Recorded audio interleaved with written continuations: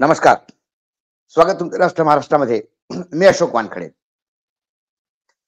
कालच्या एपिसोडमध्येच आपण सांगितलं होतं की जितेंद्र आव्हाडने जे बोलले ते आग पकडणार.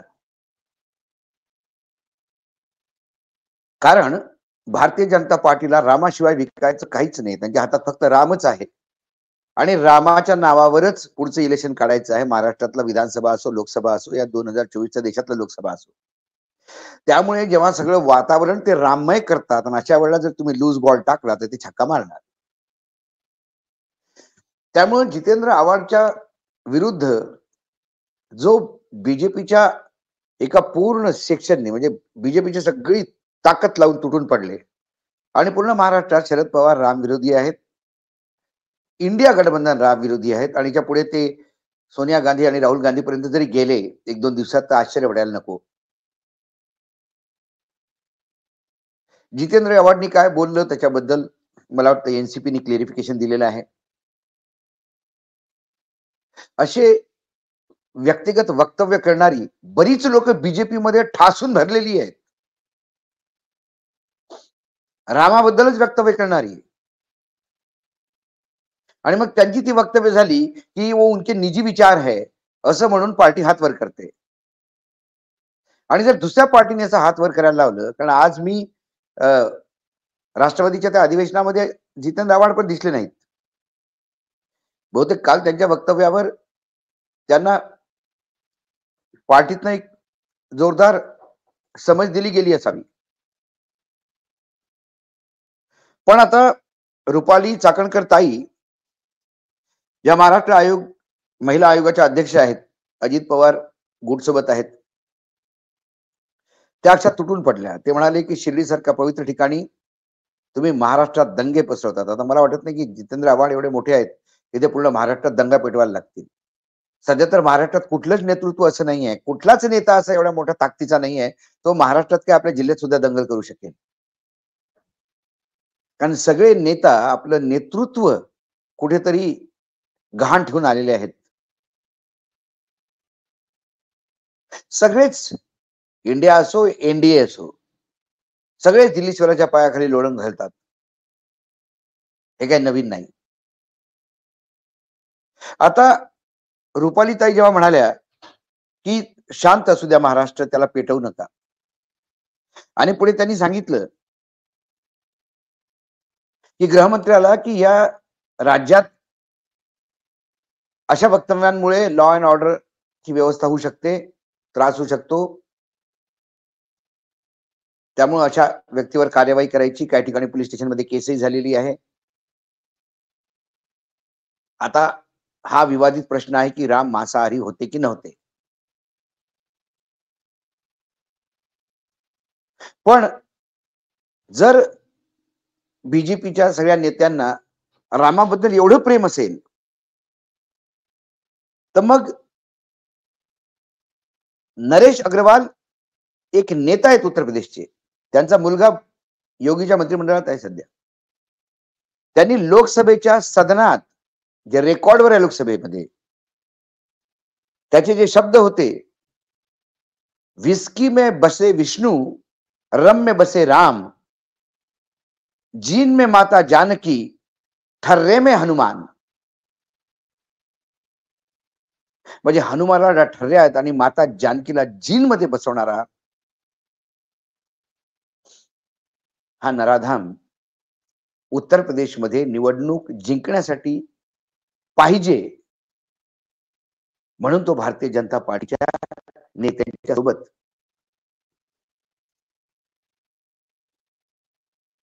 मांडीला मांडी घालून बसतो. तेव्हा मग भाजपाच्या नेत्यांचं रामप्रेम कुठे जातं?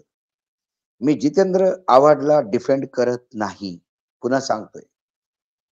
जितेंद्र आव्हाडच्या त्या वक्तव्यानंतर सर्वात पहिले यदि किसी कोणाचं वक्तव्य आले असेल ते बहुतेक राष्ट्र महाराष्ट्रावर आमचं, ज्यांनी आम्ही जितेंद्र आव्हाडला राम काय हा समजावण्याचा प्रयत्न केला आणि त्यांनी किती वाचाळ वक्तव्य केलं हे पण सांगितलं. पण ज्यांना जितेंद्र आव्हाडच्या वक्तव्यामुळे खरोखरच रामाचा अपमान होताना वाटतो आणि त्यांच्या रामाच्या आस्थेला मी सॅल्यूट करतो, मग ती आस्था कुठे जाते जेव्हा एक बीजेपीचा नेता म्हणतो, नरेश अग्रवाल, रम में बसे है राम, विस्की में विष्णु, जिन में माता जानकी और ठर्रे में हनुमान. एक संजय निषाद आहेत, ते मंत्री आहेत योगी कॅबिनेटमध्ये. ते उद्या मुंबईला आले तर सरकारला प्रोटोकॉल द्यावा लागेल. हेच बुके घेऊन जातील त्याचा रिसीव्ह करायला. त्यांनी रामाबद्दल इतके वेगवेगळे आणि घाणेरडे वक्तव्य केलेले आहेत आणि एका वक्तव्याने तर साऱ्या लिमिट क्रॉस केल्या. त्याचं असं म्हणणं आहे की राम हा दशरथचा पुत्रच नव्हे.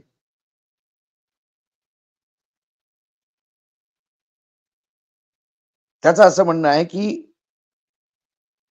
मुखौड़ा घाट पर नियोग विधि से राम का जन्म हुआ था और वो तथाकथित पुत्र थे दशरथ के. उस समय उसको खीर खिलाना बोलते थे, एक सम्मानजनक शब्द था. असली में तो वो श्रृंगार ऋषि निषाद के पुत्र है. रामाच्या जन्मावर घाणेरडे आरोप लावणारे भाजपाच्या मंत्रिमंडळात मंत्री आहेत. तेव्हा ताई तुम्हाला काय वाटतं? ज्या ताकदीनं जितेंद्र आव्हाडचा विरोध करावा आणि तो केला पाहिजे.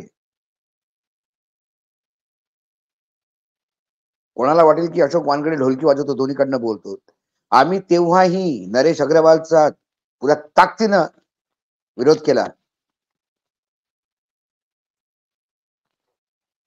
संजय निषादला पण ताकदीनं विरोध केला आणि जितेंद्र आव्हाडचा पण ताकदीने विरोध केला. पण तुमचं राम प्रेम भाजपवाल्यांचं त्यावेळेला कुठे जातं? या रामाच्या नावानी मतदान मागता. त्या रामाबद्दल असे घाणेरडे वक्तव्य करणारे लोक तुमच्या पाठीत राहतात कसे? तेव्हा तुम्हाला लाज वाटत नाही का? त्यामुळे त्या वक्तव्याचं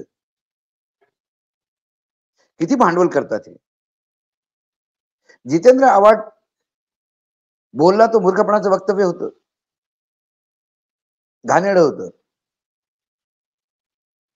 राम काय खात होते फक्त एक शबरीचा उल्लेख आहे की शबरीचा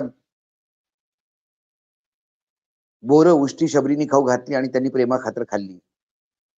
बाकी कुठेही रामायणामध्ये कुठल्याही चौपाईमध्ये रामाने श्रीखंड खाल्लं, भात खाल्ला, डाळ खाल्ली, शेपूची भाजी खाल्ली,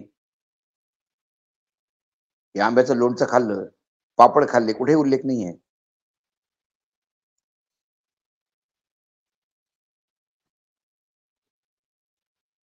त्यामुळे त्या काळात खानपान काय होतं? मी कालही उल्लेख केला स्टोरीमध्ये, रिपीट करण्यात काही अर्थ नाही. या देशात ब्राह्मण सुद्धा नॉनव्हेज खातात, ऑफिशियली खातात. काही एरिया आहे तिथे ब्राह्मण नॉनव्हेजही खातात. मग तोच उदाहरण घेऊन पूर्ण देशातल्या ब्राह्मणांवर तुम्ही नॉनव्हेज थोपू शकत नाही.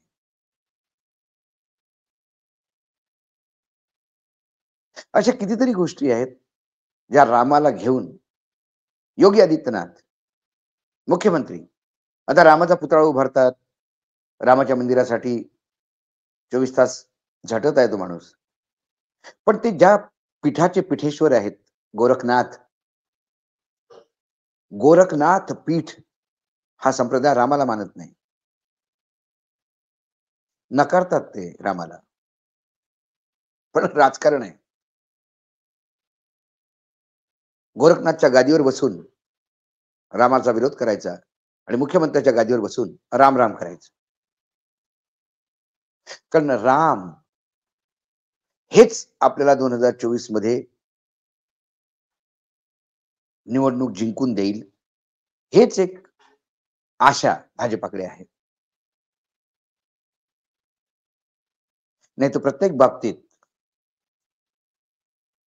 पंतप्रधानांना जर आता आपल्या खासदारांना हे सांगावं लागत असेल की गावोगावी जा, ज्या लोकांना लाभार्थी जे आहेत योजनांचा लाभ पोहोचला नाही त्यांना लाभ पोहोचवा. जर देशात सगळीकडे तुम्ही लाभ दिलाच आहे तर मग पोहोचवायची गरज काय आहे? 81 करोड लोक 5 किलो धान्यावर जिवंत आहेत, मग अजून किती काय लाभ पोहोचवायचा? त्यामुळे हा प्रश्न आम्ही विचारू शकतो, जे लोक प्रश्न विचारतात जितेंद्र आव्हाडला, थोडं पाठीमागे वळून पहा. तुमच्या पार्टीमध्ये लोक रामाबद्दल काय बोलतात आणि मग तेव्हा तुम्ही काय बोललेत. आज एवढंच. पुन्हा येतो उद्या काही विषयासोबत. नमस्कार. पाहत रहा राष्ट्र महाराष्ट्र.